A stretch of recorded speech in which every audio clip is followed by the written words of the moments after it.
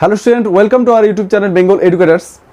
চলে আসলাম সংঘবদ্ধতার গোড়ার কথা চ্যাপ্টারের কতগুলো শর্ট কোশ্চেন নিয়ে। এর আগের দিনে তোমাদের প্রতিশ্রুতি দিয়েছিলাম আমি যে এই চ্যাপ্টারের কিছু কিছু ইম্পর্টেন্ট শর্ট আলোচনা করব, তাই আজকে ওই ক্লাসটাই নিয়ে চলে আসলাম তোমাদের সামনে। দেখো, এই বিষয় থেকে এই 4th চ্যাপ্টার থেকে 4 নম্বরের কোশ্চেন যেরকম থাকে, 8 নম্বরের কোশ্চেনও সেরকম থাকে, আর শর্ট কোশ্চেন 1 নম্বর প্লাস এমসিকিউ সমস্ত কিছু কিন্তু এই চ্যাপ্টার থেকে এসে থাকে।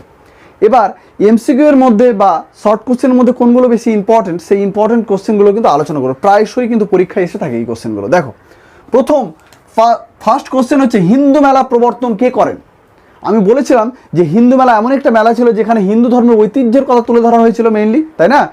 এই হিন্দু মেলার প্রবর্তনটা কে করে? অ্যান্সার হবে কিন্তু নবগোপাল মিত্র। কি বললাম? নবগোপাল মিত্র। এই মেলার উদ্দেশ্যই ছিল হিন্দু ধর্মের ঐতিহ্য, সংস্কৃতি ইত্যাদিকে কিন্তু তুলে ধরা। মনে রাখবে এটা। তাহলে হিন্দু মেলার প্রবর্তন কে করে? নবগোপাল মিত্র। এই মেলার অপর একটা নাম আছে। এই হিন্দু মেলার অপর নাম হলো চৈত্র মেলা। কেন এই চৈত্র মেলা বলা হয় একে? কারণ হলো এটা যে এই মেলাটা প্রথম উদযাপিত হয় যেদিন, সেটা কিন্তু সেই দিনটা কিন্তু ছিল চৈত্র সংক্রান্তির দিন। ওই চৈত্র সংক্রান্তির দিন অনুযায়ী কিন্তু এটার নাম রাখা হয়েছে চৈত্র মেলা। অতএব হিন্দু মেলার অপর নাম যদি পড়ে তাহলে হবে চৈত্র মেলা। আর হিন্দু মেলার প্রবক্তাকে বা প্রবর্তন কে করে? তাহলে হবে কিন্তু নবগোপাল মিত্র। সালটা দেখে নাও তোমরা সবাই, 1867 সালে। 1867 সালে কিন্তু এই হিন্দু মেলা প্রবর্তিত হয়। হিন্দু মেলার মূল প্রবর্তক কে ছিলেন?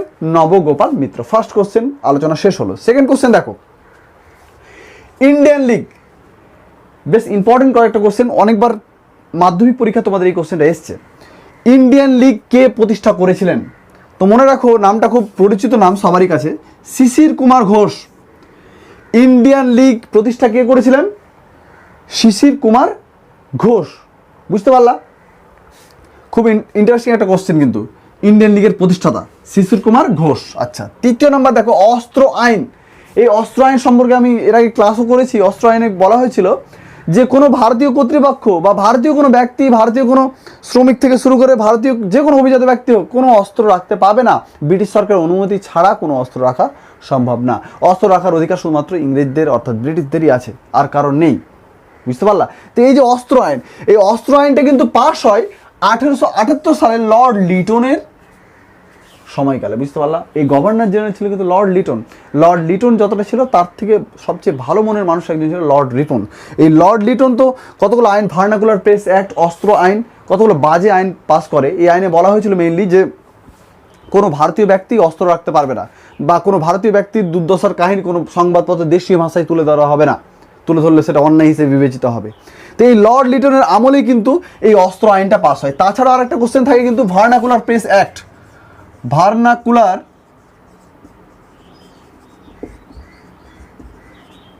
প্রেস অ্যাক্ট, এই ভার্নাকুলার প্রেস অ্যাক্টটাও কিন্তু একই সালে, 1878 সালে লর্ড লিটনের সময়কালে। কোশ্চেন কিন্তু কয়েক রকমের থাকতে পারে, যে অস্ত্র আইনটা কবে প্রবর্তিত হয় বা কবে পাস হয়, এটাও কোশ্চেন থাকতে পারে। কিংবা এরকম থাকতে পারে যে লর্ড লিটনের সময় যে দুটো আইন পাস হয় সে দুটোর নাম বলো। তাহলে একটা হবে অস্ত্র আইন আর একটা হবে ভার্নাকুলার প্রেস অ্যাক্ট। অ্যাক্ট মানে কিন্তু আইন, হ্যাঁ, মনে রাখবে এটা ভালো করে। তাহলে দেশীয় ভাষার সংবাদপত্র আইন বা মাতৃভাষা সংবাদপত্র আইন আর অস্ত্র আইন কবে পাস হয়? 1878 সালে। কার সময়কালে? লর্ড লিটনের সময়কালে। এটা মনে রাখো ভালো করে। বুঝতে পারলা?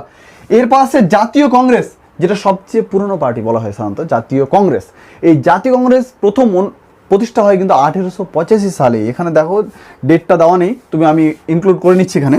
জাতীয় কংগ্রেস প্রতিষ্ঠিত হয় কত সালে? 1885 সালে। এখান থেকে আমি 2-3টা কোশ্চেন আমি আলোচনা করে দিচ্ছি, যদিও এখানে লিখিনি তবুও আলোচনা করে দিচ্ছি। দেখো শোনো, এই জাতীয় কংগ্রেসের প্রতিষ্ঠাতা ছিলেন কিন্তু Alan Octavian Hume. Alan Octavian Hume কিন্তু ছিল এই জাতীয় কংগ্রেসের প্রতিষ্ঠাতা। তবে আরেকটা কোশ্চেন তোমাদের এসে থাকে প্রত্যেক বছর পরীক্ষায়, যে জাতীয় কংগ্রেসের প্রথম সভাপতি কে ছিলেন? জাতীয় কংগ্রেসের প্রথম সভাপতি কে ছিলেন? এটা 2019 সালে পিএসসি ক্লার্কশিপের পরীক্ষায় কিন্তু এই কোশ্চেনটা পড়েছে এক কথায়, যে জাতীয় কংগ্রেসের প্রথম সভাপতি। প্লাস বিভিন্ন কম্পিটিটিভ এক্সাম থেকে শুরু করে তোমাদের মাধ্যমিক কিন্তু এসে থাকে এই কোশ্চেনটা। বুঝতে পারলা? তো কোশ্চেনটার বললাম কি, যে জাতীয় কংগ্রেসের প্রথম সভাপতি কে ছিলেন? অ্যান্সার হবে উমেশচন্দ্র ব্যানার্জি বা উমেশচন্দ্র বন্দ্যোপাধ্যায়। বুঝতে পারলা? তো এই গেল কিন্তু জাতীয় কংগ্রেস থেকে কোশ্চেন। তাহলে জাতীয় কংগ্রেস কত সালে প্রতিষ্ঠিত হয়? 1885 সালে। প্রতিষ্ঠাতা কে? Alan Octavian Hume. সভাপতি কে ছিলেন? উমেশচন্দ্র বন্দ্যোপাধ্যায়। মনে থাকবে? আচ্ছা, এটা একটা পার্ট গেল। তারপর দেখো, জমিদার সভা, এই জমিদার সভা সম্পর্কে কিন্তু অনেকগুলো বিষয় আলোচনা করেছি আমি ক্লাসে। জমিদার সভা নিয়ে একটা পুরো টপিকে আলোচনা আছে। তো এই জমিদার সভার প্রতিষ্ঠাতা কে ছিলেন? দ্বারকনাথ ঠাকুর। দ্বারকানাথ ঠাকুর কিন্তু ছিল এই জমিদার সভার প্রতিষ্ঠাতা। এই জমিদার সভা কিন্তু উল্লেখযোগ্য একটা ভূমিকা আছে, তোমরা ক্লাসটা দেখে নিবা, তবে ডিটেলসে জানতে পারবো, বুঝতে পারলা? তো এই গেল কিন্তু জমিদার সভা। এই জমিদার সভা প্রতিষ্ঠিত হয় 1838 সালে এবং প্রতিষ্ঠাতা ছিলেন দ্বারকনাথ ঠাকুর। দ্বারকানাথ ঠাকুর। তাহলে জমিদার সভার প্রতিষ্ঠাতাকে? দ্বারকনাথ ঠাকুর। কত সালে প্রতিষ্ঠিত হয়? 1838 সালে, মনে রাখো ভালো করে, বুঝতে পারলা? তাহলে প্রতিষ্ঠাতাকে বললাম দ্বারকানাথ ঠাকুর। আর কত সালে প্রতিষ্ঠিত হয়? 1838 সালে। দুটো কোশ্চেন কিন্তু ইম্পর্টেন্ট এখান থেকে, হ্যাঁ। তারপর গেল মঙ্গল পাণ্ডে। এটা আমি ফাঁকা রেখেছি তোমাদের জন্য, তবে আলোচনা করে দিচ্ছি। জাস্ট আমি ফাঁকা রেখেছিলাম যে তোমাদের কাছ থেকে হয়তো কমেন্টে অ্যান্সার নেবো, তবুও আলোচনা করেছি। দেখ শোনো, এই যে মঙ্গল পাণ্ডে, এই মঙ্গল পাণ্ডের সাথে কিন্তু সিপাহী বিদ্রোহের নাম বা মহাবিদ্রোহের নাম জড়িত। এই মহাবিদ্রোহের উল্লেখযোগ্য একজন নেতার মধ্যে কিন্তু মঙ্গল পাণ্ডে সর্বশ্রেষ্ঠ একজন নেতা ছিলেন, বুঝতে পারলা? বিভিন্ন জায়গায়, যেমন দিল্লি থেকে সেই সময় মহাবিদ্রোহে দ্বিতীয় বাহাদুর শাহ, কানপুর থেকে নানা সাহেব তাঁতি টোপি, ঝাঁসি থেকে রানী লক্ষ্মীবাই, এরকমই কিন্তু এই মঙ্গল পাণ্ডেও কিন্তু একটা অঞ্চল থেকে নেতৃত্ব দিয়েছিল মহাবিদ্রোহে, বুঝতে পারলা? তো দেখো, এই যে মঙ্গল পাণ্ডে, এর নামটা কিন্তু সিপাহী বিদ্রোহের সাথে জড়িত। অনেক সময় কোশ্চেন দেয় যে মঙ্গল পাণ্ডে নামটি কার সাথে জড়িত, কোন বিদ্রোহের সাথে জড়িত? অ্যান্সার হবে কিন্তু সিপাহী বিদ্রোহ বা মহাবিদ্রোহ। এবার তোমরা বলো স্যার মহাবিদ্রোহকে সিপাহী বিদ্রোহ কেন বলা হচ্ছে? কারণ হলো এটা যে এই বিদ্রোহে সর্বপ্রথম জাতি ধর্ম বর্ণ নির্বিশেষে অনেক সম্প্রদায়ের লোক কিন্তু এই কয়েকজন নেতার নেতৃত্বে অংশগ্রহণ করে, বুঝতে পারলা? এই জন্য এটার নাম হলো কিন্তু সিপাহী বিদ্রোহ। তো এই যে সিপাহী বিদ্রোহ, সেটা সংগঠিত হয়েছিল কিন্তু, মনে রাখো ভালো করে, 1857 সালে, বুঝতে পারলা? তো এই যে মঙ্গল পাণ্ডে, কোশ্চেন লেখা আছে মঙ্গল পাণ্ডে কোথাকার নেতা ছিলেন? অ্যান্সার হবে কিন্তু ব্যারাকপুর। কোথাকার? পশ্চিমবঙ্গের ব্যারাকপুর। ব্যারাকপুরের নেতা কিন্তু ছিল মঙ্গল পাণ্ডে। আর একটা কোশ্চেন থাকে এটা যে সিপাহী বিদ্রোহের প্রথম শহীদের নাম কি? কোশ্চেন এটা থাকে যে সিপাহী বিদ্রোহের প্রথম শহীদের নাম কি? এটাও হবে কিন্তু মঙ্গল পাণ্ডে। এই 1857 সালে যতগুলো নেতা নেতৃত্ব দিয়েছিল সবার আগে কিন্তু মৃত্যুবরণ করেছিলেন কে? এই মঙ্গল পাণ্ডে। এই জন্য কোশ্চেন থাকে এটা যে সিপাহী বিদ্রোহের প্রথম শহীদের নাম কি, তিনি কোথায় নেতৃত্ব দিয়েছিলেন? তাহলে অ্যান্সার হবে কিন্তু মঙ্গল পাণ্ডে, এবং তিনি নেতৃত্ব দিয়েছিলেন পশ্চিমবঙ্গের ব্যারাকপুরে, বুঝতে পারলা? যদি থাকে রানী লক্ষ্মীবাই কোথাকার নেত্রী ছিলেন, বলবা ঝাঁসির, বুঝতে পারলা? এরকম কিন্তু কোশ্চেনগুলো কিন্তু এসে থাকে। আচ্ছা, তারপরের কোশ্চেন দেখো, মহারানী ভিক্টোরিয়া। এই মহারানী ভিক্টোরিয়া ঘোষণাপত্রের প্রকাশের আগে কিন্তু কতগুলো বিষয় আছে। যেমন দেখো, শেষ পর্যন্ত মহাবিদ্রোহের পর যদিও সামান্য হলেও কিন্তু ইংরেজরা ভয় পেয়েছিল, তার ফলস্বরূপ কিন্তু নামে, এক কথা কাজে না, শুধুমাত্র নামে ইংল্যান্ডের একজন মহারানী নামে একজন মহিলা ছিলেন, মহারানী ভিক্টোরিয়া। এই ভিক্টোরিয়ার হাতে কিন্তু পুরোপুরি শাসনভারটা তুলে দেওয়া হয়, ভারতের শাসনভার। সেই শাসনভার পাওয়া মাত্র ভিক্টোরিয়া ঘোষণা করলো যে আজকে থেকে জাতি ধর্ম বর্ণ নির্বিশেষে প্রত্যেক যোগ্য ব্যক্তিদের চাকরির ব্যবস্থা করবো আমি। সবাই সমান ধর্মীয় ক্ষেত্রে সমান মর্যাদা পাবে, কেউ কাউকে অন্য ধর্মে ধর্মান্তরিত করতে পারবে না। এই সমস্ত শুধুমাত্র নামে মাত্র প্রতিশ্রুতি দিল, কাজে কিছুই না। তো এই যে মহারানী ভিক্টোরিয়া, কোশ্চেন থাকে যে মহারানী ভিক্টোরিয়া ঘোষণাপত্র কবে প্রকাশ হয়? 1858 সালে, বুঝতে পারলে? এক কথা, মহাবিদ্রোহের পর। মহাবিদ্রোহ হয় 1857 সালে, আর তোমার এই যে ভিক্টোরিয়া ঘোষণাপত্র যেটা প্রকাশ, সেটা হয় কিন্তু 1858 সালে, 1 বছরের মধ্যে। বোঝা গেল ব্যাপারটা? তো এই গেল কিন্তু মহারানী ভিক্টোরিয়া ঘোষণাপত্র। তারপরে হলো ভারতের প্রথম ভাইসরয়। দেখো, ভারতে অনেকগুলো পদ আছে। প্রথম ছিল governor of Bengal, governor general of Bengal, ভারতের প্রথম গভর্নর জেনারেল। তারপর আসছে কিন্তু তোমার এই ভাইসরয় পদটা, লাস্ট পদ হচ্ছে ভাইসরয়। কোশ্চেন কয়েক রকম থাকে এখান থেকে, যে স্বাধীন ভারতের বা স্বাধীনতার আগে শেষ গভর্নর জেনারেল কে ছিলেন? স্বাধীনতার আগে, কিন্তু পরে না, স্বাধীনতার আগে। তাহলে কিন্তু শেষ গভর্নর জেনারেল যদি কোনো নাম থাকে তাহলে হবে লর্ড মাউন্ট ব্যাটেন। কে হবে? Lord Mountbatten. তারপর কিন্তু আমাদের একজন ভারতীয় যার নাম হলো চক্রবর্তী রাজা গোপালাচারী কিন্তু তোমার গভর্নর জেনারেল হিসেবে ভারতে নিয়োগ হয়। এখানে কোশ্চেন একটা থাকে যে ভারতের একজন ভারতীয় গভর্নর জেনারেলের নাম বলো, বা স্বাধীন ভারতের একজন ভারতীয় গভর্নর জেনারেলের নাম বলো। অ্যান্সার হবে কিন্তু চক্রবর্তী রাজা গোপালাচারী, যার সিআর ফর্মুলা আছে। তোমরা 12-এ উঠলে পড়বা সিআর ফর্মুলাটা অ্যাকচুয়াল কি। তো এই যে সিআর ফর্মুলার মালিক কিন্তু ছিল কে? চক্রবর্তী রাজা গোপালাচারী, যাকে ভারতের শেষ গভর্নর জেনারেল বলা হয়, বুঝতে পারলা? স্বাধীন ভারতের শেষ গভর্নর জেনারেল বলা হয় চক্রবর্তী রাজা গোপালাচারীকে। এই গভর্নর জেনারেলের পরই কিন্তু যে পদটা শুরু হয় সেটা হচ্ছে ভাইসরয়। তো এই যে মহারানী ভিক্টোরিয়া, এই মহারানী ভিক্টোরিয়ার পর, মানে ভিক্টোরিয়া যখন শাসনভার তুলে নিল, তারপরই কিন্তু একজনকে শাসনভার গ্রহণ করার জন্য এক কথা লর্ড ক্যানিংকে ভাইসরয় হিসেবে নিয়োগ করলো, বুঝতে পারলো? লর্ড ক্যানিং, মনে রাখবো ভালো করে, ভারতের প্রথম ভাইসরয়ের নাম কি? লর্ড ক্যানিং। কে কাকে নেতৃত্বভার দিয়েছিল?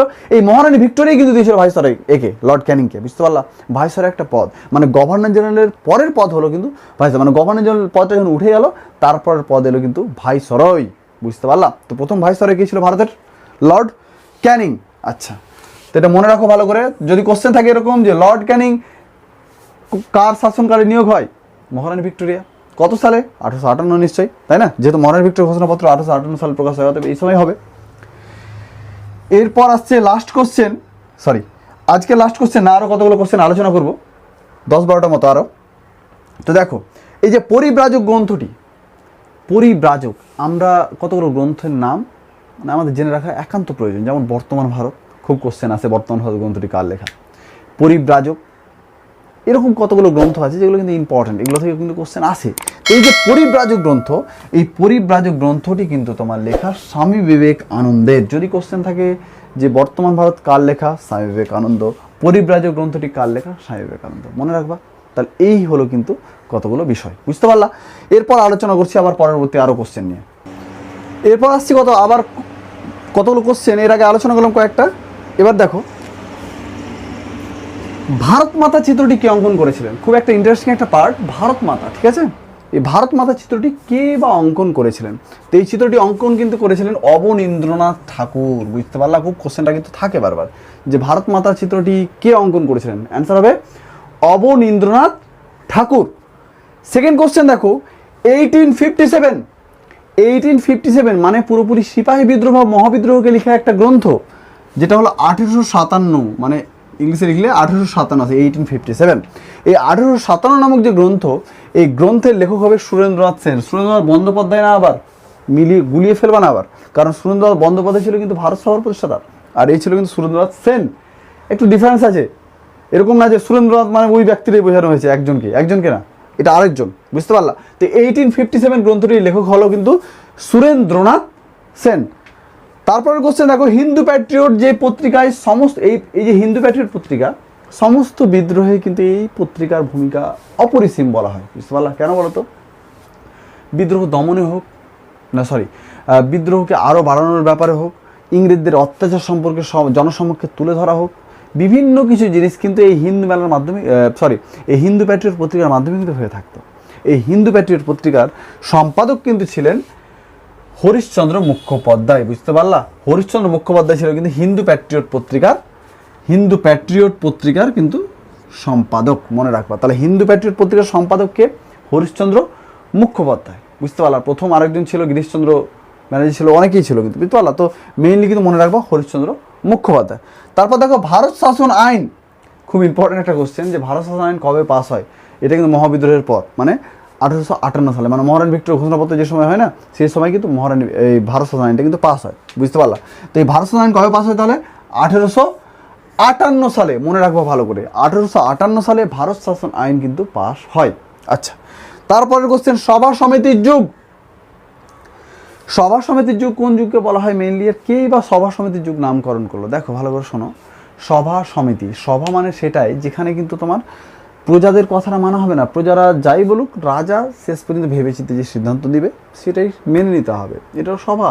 আর সমিতি কোনটা বলতো? যেখানে তোমার প্রজারাই কি প্রজারা সমস্ত প্রজা জড়ো হয়ে যেটা বলবে, যেটা উপদেশ বা যেটা আর্জি রাখবে, সেটা মেনে নেওয়াই কিন্তু রাজার কর্তব্য, এটা ছিল কিন্তু সমিতি। তো এই যে সভা সমিতি, এই সভা সমিতির যুগ বলা হয় কিন্তু ঊনবিংশ শতককে। কোন সময়কাল বললাম? ঊনবিংশ শতককে বলা হয় কিন্তু সভা সমিতির যুগ। এই যে সভা সমিতির যুগ যে নামকরণ, এই নামকরণ কিন্তু করেছিলেন ডক্টর অনিল শীল। ডক্টর অনিল শীল কিন্তু নামকরণ করেছিলেন সভা সমিতির যুগের, মনে রাখবে ভালো করে। তাহলে ঊনবিংশ শতককে বলা হয় সভা সমিতির যুগ। কে নামকরণ করেছিলেন এটার নামকরণ করেছিলেন কিন্তু ডক্টর অনিল শীল, মনে রাখবো ভালো করে, যে সভা সমিতির যুগ নামকরণ কে করেছিলেন? ডক্টর অনিল শীল। কোন সময়কালকে সভা সমিতির যুগ বলা হয়? ঊনবিংশ শতককে, 19 শতক না, ঊনবিংশ শতককে, মনে রাখবে এটা ভালো করে, হ্যাঁ? তাহলে এই গেল কিন্তু এই কোশ্চেন। তারপরে দেখো শেষের মুখে ক্লাসটা দেখো, ভারত সভা প্রতিষ্ঠা কে করেছিল? খুব ইম্পর্টেন্ট একটা জিনিস, ভারত সভা। একটু আগে পড়লাম যেটা সুরেন্দ্রনাথ সেন, এটা কিন্তু সুরেন্দ্রনাথ বন্দ্যোপাধ্যায় হবে, মনে রাখবে এটা, গুলিয়ে যাবা না ভালো করে। তো এই যে ভারত সভা যেটা, এই ভারত সভার প্রতিষ্ঠাতা কিন্তু করেছিলেন সুরেন্দ্রনাথ বন্দ্যোপাধ্যায় 1876 সালে। কত সাল বললাম? 1876 সালে কিন্তু সুরেন্দ্রনাথ বন্দ্যোপাধ্যায় সর্বপ্রথম ভারত সভার প্রতিষ্ঠা করেছিলেন। ভারত সভা বা ইন্ডিয়ান অ্যাসোসিয়েশন, এটা একটা সংঘ একটা ছিল, বুঝতে পারলাম? এর উদ্দেশ্য ছিল কিন্তু ভারতীয়দের কল্যাণ সাধন করা, বুঝতে পারলাম? তো এই হলো ভারতীয় সভা। তো এই যে ভারত সভার প্রতিষ্ঠাতা ছিল সুরেন্দ্রনাথ বন্দ্যোপাধ্যায়। তারপর আসছে মোস্ট ইম্পর্টেন্ট একটা কোশ্চেনটা বারবার পরীক্ষায় আসে, দেখে নাও। ভারতের প্রথম রাজনৈতিক সংগঠনের নাম কি? এই অ্যান্সার হবে বঙ্গভাষা প্রকাশিকা সভা। ভারতের প্রথম রাজনৈতিক সংগঠনের নাম কি? 3-4 বার বলছি, কোশ্চেনটা ভালো করে নোট ডাউন করে নাও, নাহলে মনে গেঁথে নাও, কোশ্চেনটা কিন্তু থাকে বারবার। ভারতের প্রথম রাজনৈতিক সংগঠনের নাম কি? অ্যান্সার হবে কিন্তু বঙ্গভাষা প্রকাশিকা সভা। বঙ্গভাষা প্রকাশিকা সভা ছিল কিন্তু ভারতের প্রথম রাজনৈতিক সংগঠন, মনে রাখবে এটা। এই যে বঙ্গভাষা প্রকাশিকা সভার সম্পাদক কে ছিলেন? গৌরীশঙ্কর ভট্টাচার্য।